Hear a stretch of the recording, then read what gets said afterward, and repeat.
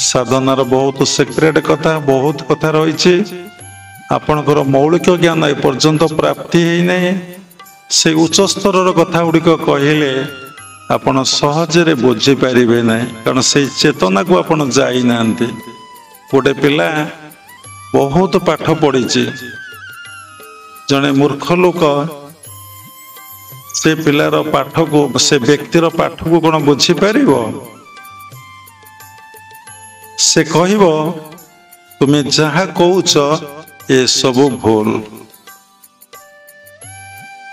विवेकानंद पाश्चात्य पंडित मानक स्कॉलर मानक से तो साधु सुंद ना स्कॉलर मानक गोटे सुंदर गपटे कहले कौन से गपटी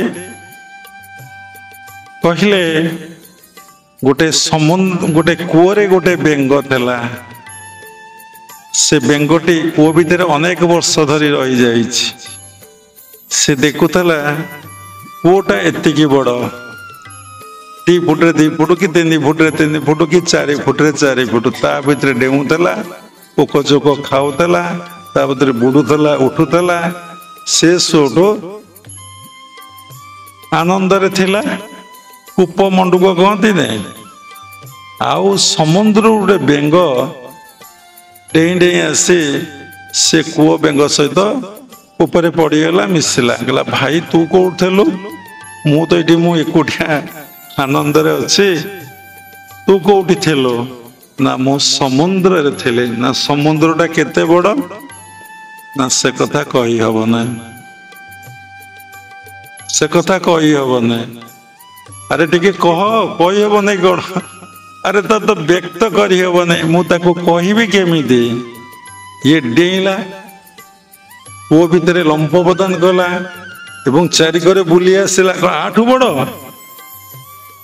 अरे से तो व्यक्त करी हब नहीं से तो कही हब नहीं जा जा तू मिछ कथा कहूच तो रागिकी भार भार भार ए कथार सारांश होचे आपणकर चेतना जेतिकी आपण सेतिकी रिसीव करिवे ताठू तो अधिक कथा आपण लोड दिया जीव आपण कहबे मिथ्या नले सुनिबे नहीं नले घुमेबे नले हाई मारिबे कंपलसरी बसिचंती बाबा काले खराब भाबिबे आपण उठिकी जीवे नहीं आ मने मने भगवान को प्रेयर करुवे ए समय भगवान कथा बेसी जोरे मने पड़िबो प्रभु ये केमिति छुट्टी मिली जाता है सत्संग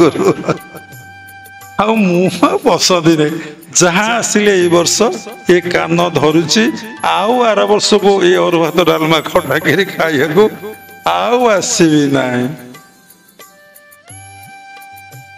यहाँ निजर मनर कथाटा मु कहूँ मुझे शास्त्र कथा किसी उल्लेख करू नहीं शास्त्र कथा उल्लेख कले आपण चेतना ताको धरी पारिबो नहीं कहीं कहली गोटे कथा अनेक स्पिरिचुअल वर्क करूचंती खूब कम लोग केते जन निज जीवन को भगवान को पाई उत्सर्गीकृत कर देइचंती कौन मिलिबो कथा खंडिया हो जाई संसार रे कौन मिलुची एठी कौन मिलिबो एठी मिलिबो आनंद खाली आनंद आनंद प्रेम प्रेम प्रेम खाली मिलिबो किते आनंद जाना रे जमी नहीं जाना रे बाड़ी नहीं जाना रे बैंक बैलेंस नहीं जा रे अकाउंट नहीं से किते शांति रे अच्छी किते आनंद रे अच्छी किते शून्य रे से अच्छी किछि नहीं केवल प्रभु ही तार सब किछि तार व्यवस्था करंदी भगवान ये कथा कहिचंदी भगवत गीता रे कारण 2टी ग्रंथ भगवान उवाच गोटे हूँ गीता गोटे हूँ भागवत तेणु लिखाई हिंदू ही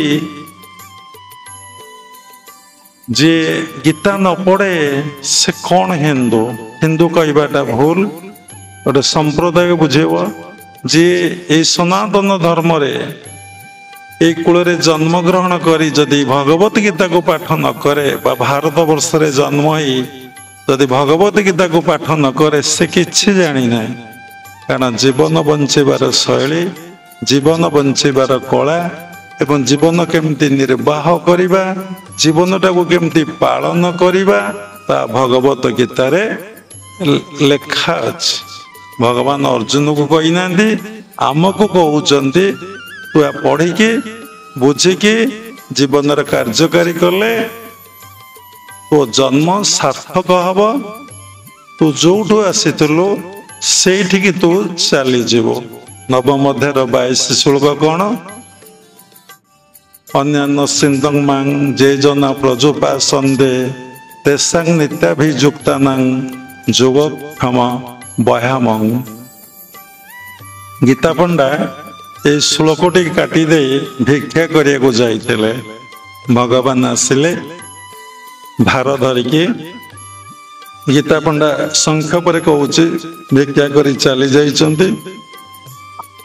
ତାଙ୍କ ମାଙ୍କ ଆଗରେ କହିଲେ, ଗୀତା ପଣ୍ଡା ତମ ସ୍ୱାମୀ ଏତିକ ସବୁ ଡାଲି ଚାଉଳ ପନିପରିବା ସବୁ କିଛି ଜିନିଷ ଦେଇଛନ୍ତି, ରଖ। ସେ ଭାବିଲେ ସ୍ୱାମୀ ଭିକ୍ଷା କରି ଯାଇଥିଲେ, କଲେକ୍ସନ କରି ପିଲା ଦିଟା ହାତରେ ଦେଇ ଦେଇଛନ୍ତି। କିନ୍ତୁ ତମ ସ୍ୱାମୀ ବହୁତ ଦୁଷ୍ଟ, ଆମ ଜୁହାରେ ନା କେମିତି ଗାର କଣ୍ଟାରେ ଟାଣି ଦେଇଛନ୍ତି ଦେଖିଲ। ବ୍ୟସ୍ତ ହୋଇପଡ଼ିଲେ, ଏମିତି କଣ କଲେ? ସେ କୁଆଡେ ଗଲେ ନା ସେ ଆସୁଛନ୍ତି। ଭାବିଲେ କଣ ଏମାନଙ୍କୁ ଖାଇବାକୁ ଦେବି, ପିଇବାକୁ ଦେବି। ମାଟି ପାତ୍ରରେ ପାଣି ଟୋପାଇ ଦେଇଛନ୍ତି, ସେ ପିଇକି ଚାଲି ଯାଇଛନ୍ତି। ଛାଡ଼ନ୍ତୁ, ବହୁତ କଥା। ଜୁହାରେ ଗାର ଟାଣି ଦେଇଛନ୍ତି, ଅର୍ଥ କଣ ନା ଭଗବାନ ତକ ଜୁହାରେ ଭଗବତ ଗୀତାକୁ କହିଛନ୍ତି ନା, ଯେତେବେଳେ ଶ୍ଲୋକଟାକୁ ସେ କାଟି ଦେଇଛନ୍ତି, ସେ କଣ କରିଛନ୍ତି? ଜୁହାରେ ଗାର ଟାଣି ଦେଇଛନ୍ତି। ସେ ଶ୍ଲୋକର ଅର୍ଥ ଅତି ସରଳ ଭାଷାରେ କହୁଛି, ଅନ୍ୟାନ୍ୟ ସିନ୍ଦମାଂ ଯେ ଜନା ପ୍ରଜୁପ, ଅନ୍ୟ କାହାର ଶରଣ ନ ନେଇ ଯେ ମୋର ଶରଣ ନିଏ ତାର ସମସ୍ତ ଦାୟିତ୍ୱ ମୁଁ ହିଁ ବହନ କରେ। ଦେଖନ୍ତୁ, ଆମେ ସବୁବେଳେ ଅନ୍ୟର ଶରଣ ନେଉଛେ। ଚାକର ନହେଲେ ହବ ନାହିଁ, ପିଅନ ନହେଲେ ହବ ନାହିଁ, ସ୍ତ୍ରୀ ପାଖରେ ନଥିଲେ ହବ ନାହିଁ, ପୁଅ ଝିଅ ନଥିଲେ ହେଇପାରିବ ନାହିଁ। ସବୁବେଳେ ଆମେ ସମସ୍ତଙ୍କୁ ଆଶ୍ରା କରୁଛେ। ଯାହାକୁ ଆଶ୍ରା କରିବା କଥା ଆମେ ତାଙ୍କୁ ଆଶ୍ରା କରିନେ। ତାଙ୍କ ପାଦ ପଦ୍ମରେ ଆମେ ଶରଣ ପଶିନେ। ତାଙ୍କ ପାଦ ପଦ୍ମରେ ଶରଣ ପଶିଲେ ସେ ସମସ୍ତ ଦାୟିତ୍ୱ ବହନ କରନ୍ତି। ଏକଥା ଭଗବତ ଗୀତାରେ ପଢ଼ିକି ଶୁଣିଲା ପରେ ଏ ମନରେ ବିଶ୍ୱାସ ହଉନି, ସତରେ ଭଗବାନ ଏ କଥା କହିଛନ୍ତି, ଏ କଥା କଣ ସତ୍ୟ? ତାଙ୍କର ଶରଣ ନେଲେ ସେ କଣ ସବୁ ଦାୟିତ୍ୱ ସବୁ କଥା ଆମର ବୁଝିବେ? ସେ କଣ ସତରେ ଅଛନ୍ତି? ସେ ଆଗ ସନ୍ଦେହ ସିଦ୍ଧି ହବ। କହିଲେ ବହୁତ ସମୟ ଯଦି ଭଗବାନ ନାହାନ୍ତି ତାହେଲେ ସେ ବିଷୟରେ ପ୍ରଶ୍ନ କାହିଁକି ଉଠୁଛି? ଆମେ କନଫର୍ମ ନହୁ ବୋଲି, ଆମେ ସେ ବିଷୟରେ ଜାଣିନେ ବୋଲି ଆମର ସନ୍ଦେହ ଆସୁଛି। ଯଦି ଈଶ୍ୱର ନଥାନ୍ତା ତାହେଲେ ଈଶ୍ୱର ବିଷୟରେ ଆଲୋଚନା କାହିଁ ହୁଅନ୍ତା? ତାଙ୍କର ପୂଜା ଉପାସନା କାହିଁକି ହୁଅନ୍ତା? ମନ୍ଦିର ମାନଙ୍କରେ ଏତେ ଭିଡ଼ କାହିଁକି ଜମୁନ୍ତା? ତେଣୁ ସେ ଅଛନ୍ତି।